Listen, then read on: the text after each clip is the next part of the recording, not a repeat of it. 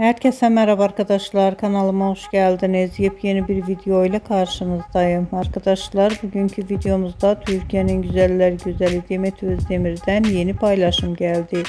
Demet Özdemir ünlü oyuncu Sıla Türkoğlu'yla kamera arkasından olan yeni görüntülerini sosyal medya hesabından paylaştılar.